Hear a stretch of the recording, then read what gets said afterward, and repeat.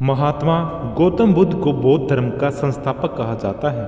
उन्होंने वर्षों बोध गया के बोधि वृक्ष के नीचे बैठकर तपस्या की और इसके बाद उन्हें दिव्य ज्ञान की प्राप्ति हुई।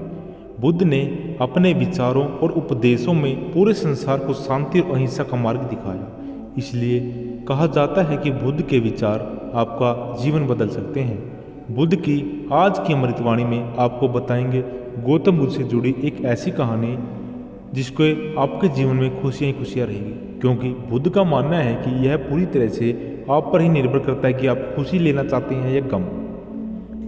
एक बार बुद्ध एक गांव से गुजर रहे थे, लेकिन उस गांव में लोगों के बीच गौतम बुद्ध को लेकर गलत धारणा थी, जिस कारण वो बुद्ध को अपना दुश्मन मानते थे। वो जब उस गांव में बुद्ध आए तो गांव वाले उन्हें भला बुरा कहने लगे और बद्दुआएं देने लगे, लेकिन इसके बावजूद भी बुद्ध गांव वालों की बात शांति से और मुस्कुराकर चुपचाप सुन रहे थे। गांव वालों ने देखा कि उनकी बातों का बुद्ध पर कोई असर नहीं हो रहा है और वे विनम्रता से अपनी बातें सुन रहे हैं। गांव वाले जब बोलते बोलते थक गए तो आखिर में बुद्ध ने कहा कि यदि आप सभी की बातें समाप्त हो गई हो तो मैं अब प्रस्थान करूं।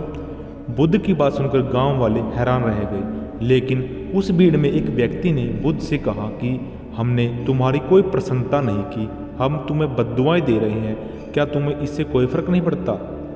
बुद्ध मुस्कुराते हुए बोले, जाओ, मैं आपकी गालियाँ या बद्दुआएं तो ले लेता ही नहीं, आपके द्वारा दी गई गालियों से भला मेरा क्या होगा?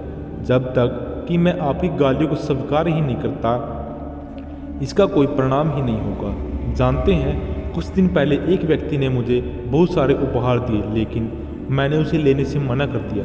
जब मैं लूँगा ही नहीं तो मुझे कैसे उसका उपाय मिलेगा? बुद्ध ने पूछा, बताइए, अगर मैंने उपहार नहीं लिया तो उपहार देने वाला व्यक्ति ने क्या किया होगा? भीड़ में से किसी ने कहा, व्यक्ति ने अपने उपहार को अपने पास रख लिया होगा। बुद्ध ने कहा, मुझे आप पर इसलिए दया आती है क्योंकि मैं आपकी इन गालियों को लेने में असमर्थ हूँ और आपकी ये गालियाँ आपके पास ही रख लीजिए। इससे आपको क्या मिलती है? सीख। भगवान गौतम बुद्ध के जीवन से जुड़ी इस कहानी से यह सीख मिलती है कि हम अक्सर अपने दुखों का कारण दूसरों को समझते हैं, लेकिन असल में यह हम पर ही निर्भर करता है कि हम वास्तव में क्या लेना चाहते हैं, खुशी या गम, उदासी या मुस्कान। यकीन मानिए, ये छोटी सी कहानी जीवन में एक बड़ा बदलाव ला सकती है। बोलिए श्री राधे राधे।